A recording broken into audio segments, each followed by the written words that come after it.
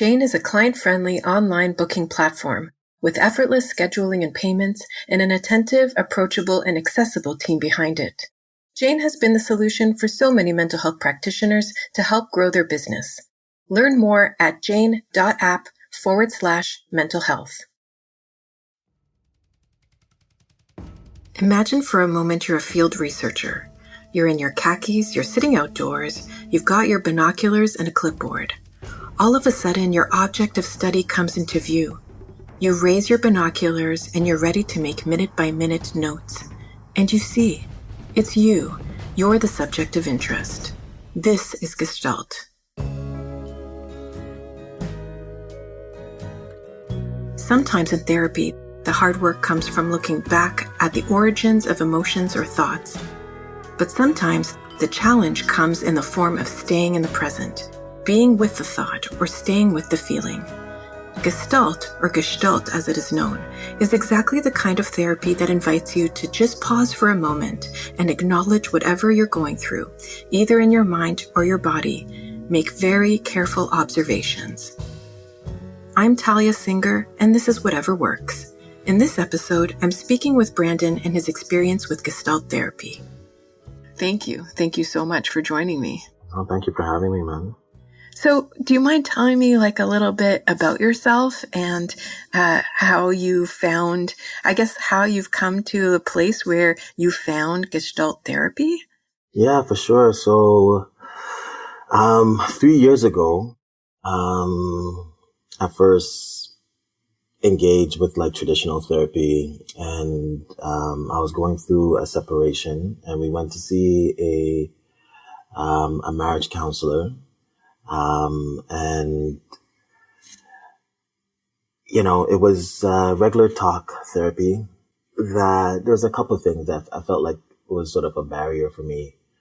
One was I was looking, I'm a black man, and my therapist, so the counselor was a white woman. And I found there was a lot of explaining that I had to do to get to the core. And when we finished with the counseling, I decided to go. I realized I did like having a space to talk. So I found another therapist who was a black woman, and she also did regular, traditional talk therapy. And even with it, the gap was closed a bit because of race. But I still felt distant. I still felt like I was being observed. I felt like judged. And I would ask questions around, what are you thinking? Or, and she would give me these sort of therapist answers, it just made me feel a bit distant, and it wasn't what I was looking for. Brandon said that he was turning 40 and was looking for a career change, and he found the Gestalt Institute through a friend, where participating in therapy was part of the program. It was and is life-changing. I think for me, what I enjoy about it is that I'm able to sort of bring all of myself into the space. I started to see a Gestalt therapist. I've seen a few, actually. And what I enjoy about it is that I don't feel that distance. And I'm naturally a curious person, so doing a session, I'll ask my therapist, what's coming up for you? And they'll talk to me about what's coming up. And I think for me, there's just more of an impact, and it's like a constant experiment, right? Which is what I also enjoy, because it's sort of both folks are into the field, right? Into the space. One of the hallmarks of Gestalt therapy is that the therapist needs to be willing to express their reactions as they occur in the therapy session, just like the patient is expressing what's coming up for them in the moment. The therapist and the client engage in this dyadic feedback that goes back and forth, much like a tennis match. Yeah, I think just that humanness, that contact is what I find important or useful for myself. It sounds like it's a very reciprocal experience, that you've got two phenomenons going on in the therapy. There's what's coming up for you, and then there's what's coming up for the therapist, and that you're both in this kind of like environment where you influence one another, and you can't deny that something is coming up for the therapist while you speak. And I think that part is super important. And there was this indigenous elder that talked about this idea of relationships, that 1 + 1 = 3. And I was like confused. And she talked about like, there's the person, then there's other person, but then there's also this third part, which is the relationship between the two. And that reminds me of what Gestalt is. And the other piece is that there's a consciousness around what's coming up in my body. And I think with traditional therapy, for me anyways, it was like about in my head. I was always in my head, right? Like I was always trying to like explain myself, and trying to like, go deeper, in terms of like, and I think traditionally I'm like a heady kind of guy, but I think what's been really tough is for me is like the breathing and like very simple things, right? But breathing and like figuring out what sensations are coming up in my body and really checking in with my body. And that's been like really new for me. During COVID, I was having a conversation with my 16-year-old son, and he was doing what a 16-year-old son would do. And he was sort of being resistant. We're having a conversation, and he was talking about like, he was like really upset about the separation. And this was like probably the first time he was really opened up, and it came out in the place of like anger, and I think for me, in my head, there was all these things that was coming up. One part of me that wanted to like snatch him, and then another part wanted to like give him a hug. And then I just like really checked in with my body, and I felt my knees like buckling. Wow. And buckling. Yeah, I was like buckling, and I was like, I felt really shitty.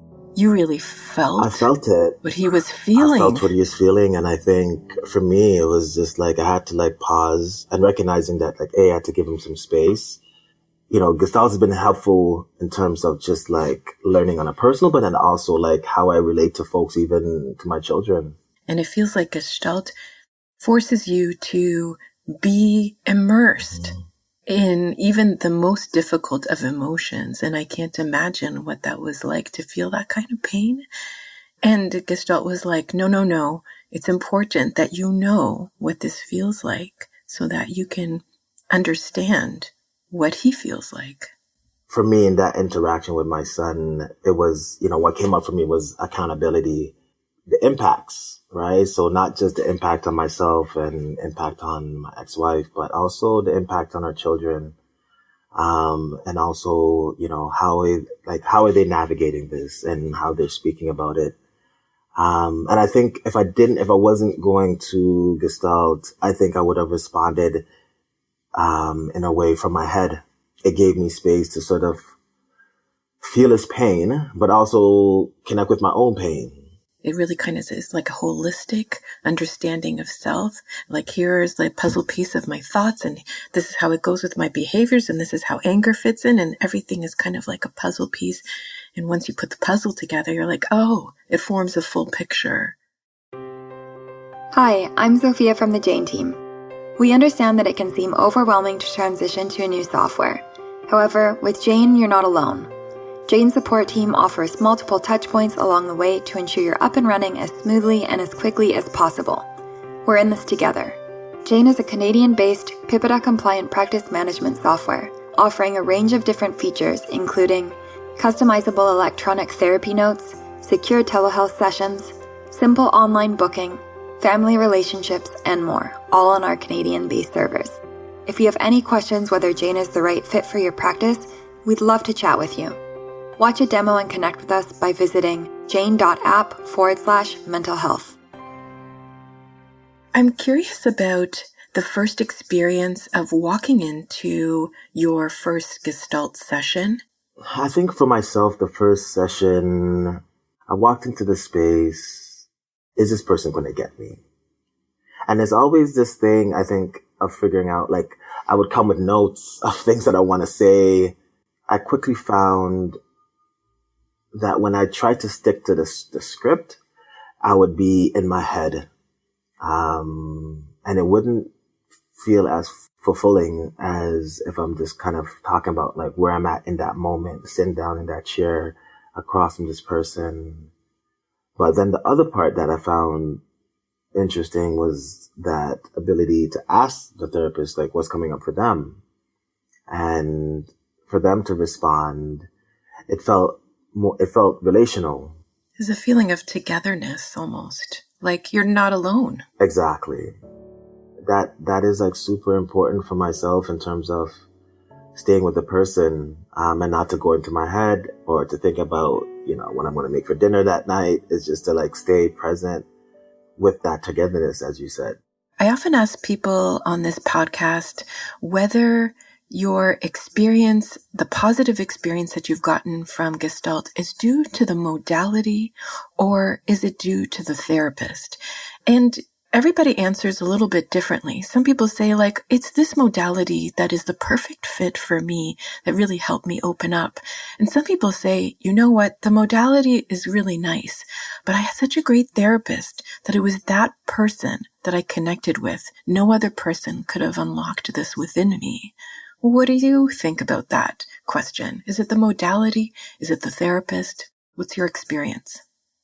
I think it's a bit of A and a bit of B, and not to sort of sit on the fence, but I lean towards that as the modality for me, because I've seen 3 different Gestalt therapists, because we have to sort of see different therapists a part of a program. I've seen therapists, both male and female, which was also important for myself, just to see for myself, does that change how I engage and the kind of questions or that, how, like, my responses, basically. What did you find? The first time I requested a Gestalt therapist, I was like, I wanted a Black man, and I ended up getting a Chinese woman. So I came in feeling like super uneasy. I found that I was able to sort of go deeper, which I wasn't expecting. There was definitely a difference. There was definitely a difference in terms of him being able to engage me with his own experiences, connecting with me, especially when he talked about anger. My current therapist is a Russian woman, and she also has experience in somatic training. Each of these different therapists have been different. They've brought in something that I'm able to sort of connect with, and it's been different for each person. So for me, I like this idea of that talks about, my issues with long-term relationships, but I like to sort of go, to try different folks, and to play and experiment, because this is also a part of my own growth. So, I will go see one therapist for a few months and then try someone else. And if it doesn't fit, I don't really feel like I have to sort of stay, which I think in the beginning I felt some guilt. I wonder if it's a controlled vulnerability that I will let you get close, but not that close. I think I thought about that in this conversation. I wouldn't disagree that there's not a connection, because I think with my first therapist, I decided to shift because I think there was an uneasiness, or I felt some uneasiness. And again, there's these moments of like, I notice in my sessions where I get deep enough or I feel vulnerable that I start to like shut down or like check the time, like, hey, I'm doing a time check. I know it's close to the hour. So, but again, this is the part of the work that I have to do and I have to like unearth. And this is a part of like my own journey. I really believe that it's a lifelong process. You don't reach Maslow's self-actualization. I don't think that you ever reach the pinnacle of self-understanding, but I think that the lifelong journey to understand self, that's what it's all about. I mean, yeah, like I hope this was helpful. I think that's the thing that's coming up for me right now. I hope this is helpful to your listeners and to the great body of work that you're doing with the podcast. So that's what's coming up for me. Thank you for your sentiments, Brandon. I know that this will be helpful for others. And thank you so much for joining me today. Ultimately, the goal of Gestalt style of therapy is holistic integration and self-awareness. It's a very phenomenological experience where you try to observe yourself and voice your experience in the moment. There are many techniques in Gestalt to achieve this. Brandon described the dyadic interplay between therapist and client, the dialogue itself, which is crucial to this type of therapy, and it's why the therapist must also voice what's coming up for them in the moment.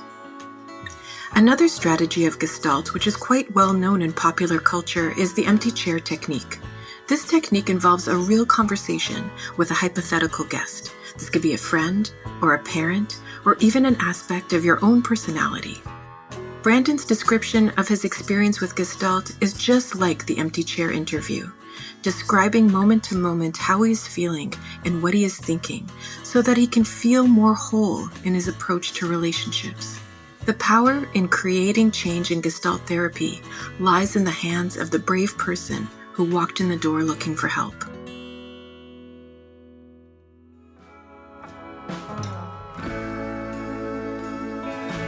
This has been the second episode of Season 2 of Whatever Works, sponsored by the Jane app. I'm Talia Singer. This podcast is written and produced by me and edited by David Conroy and Jason Ball. The theme song for this podcast is called Universal Donor, off the album Hopeful Monster, written and performed by Jason Ball. You can find it on Spotify and Apple Music.